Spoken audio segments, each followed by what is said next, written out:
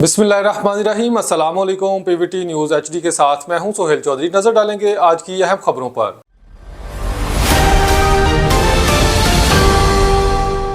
कंबर शहदादकोट से सैयद यासीन शाह नकवी की रिपोर्ट के मुताबिक शहदादकोट के करीब 2 मोटरसाइकिलों में आमने सामने तसादुम 4 अफराद शदीद जख्मी हो गए। शहदादकोट के करीब लाड़काना रोड पर संदूवाह के मुकाम पर 2 मोटरसाइकिलें आमने सामने टकरा गईं, जिसके नतीजा में 4 अफराद शदीद जख्मी हो गए। जख्मियों की शिनाख्त रोशन तनियो, साबर मक्सी, रियाज मक्सी और जाहिद मक्सी के नाम से हुई।